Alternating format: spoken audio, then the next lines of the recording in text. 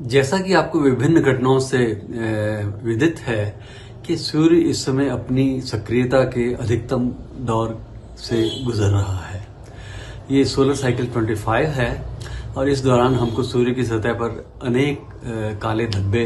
अक्सर दिखाई देते हैं। इस समय भी सूर्य के लगभग डिस्क में लगभग केंद्र में ही एक बहुत बड़ा सनस्पॉट है,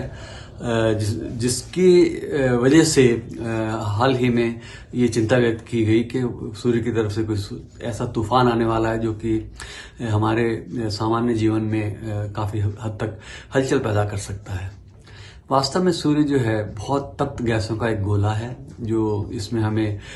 काले धब्बे दिखाई देते हैं वो सनस्पॉट्स हैं। उनमें चुंबकीय क्षेत्र बहुत तीक्ष्णता का रहता है। तो कई बार क्या होता है कि किसी इंस्टेबिलिटी की वजह से जो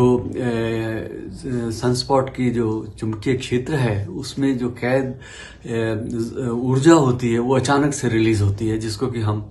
सोलर फ्लेयर्स के रूप में देखते हैं। वो इनको हिंदी में हम प्रदीप्ति कहते हैं। यानी कि इसके सोलर फ्लेयर में हमको बड़ा उच्च ऊर्जा का जो है प्रकाश सूर्य की तरफ से हमारी तरफ आता है।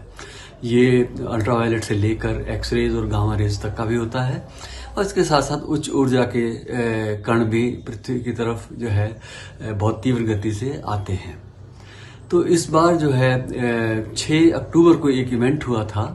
जिसमें कि अचानक जो है सूर्य की तरफ से एक फ्लेयर जो है वो बड़ी उच्च ऊर्जा की फ्लेयर पैदा हुई थी और ये आशा की गई थी कि उसके कारण जो है सूर्य से चलने वाला जो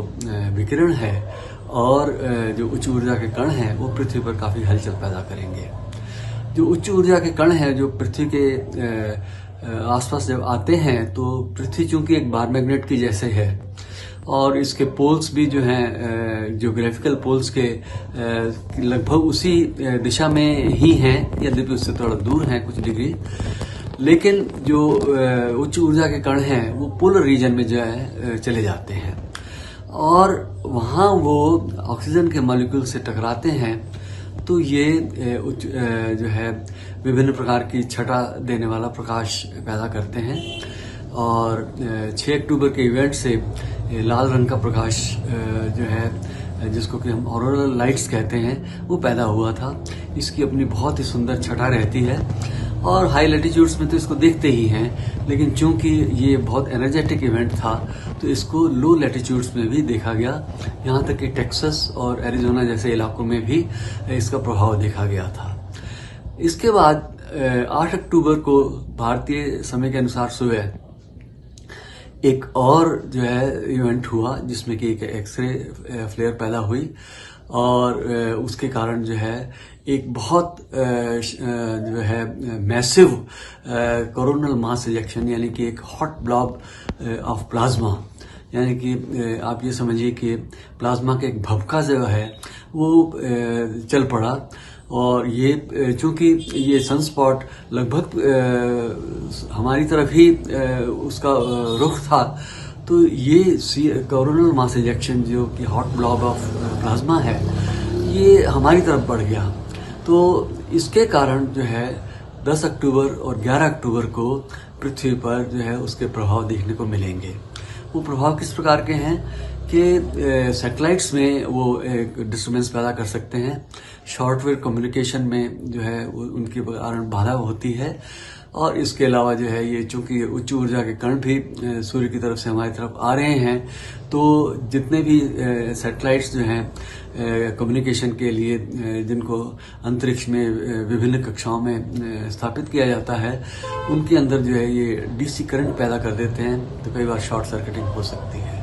ऐसे में पृथ्वी पर भी जो पावर स्टेशंस हैं उनके ऊपर भी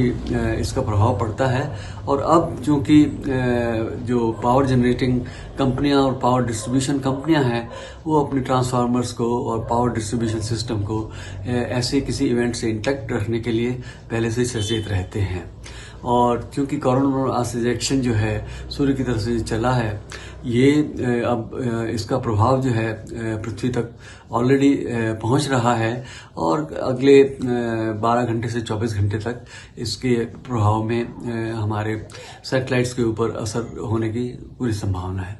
हम पृथ्वी पर रहते हैं तो हमारा जो प्रोटेक्शन है वो एटमॉस्फेयर के कारण है और पृथ्वी के चुंबकीय क्षेत्र के कारण है। इसलिए आम जीवन में हमारे शरीर पर या किसी भी प्रकार का इसका कोई असर नहीं होने वाला है। न्यूज नेशन अब व्हाट्सएप पर खबरों की ताजा अपडेट के लिए न्यूज नेशन के इस क्यूआर कोड को स्कैन करें।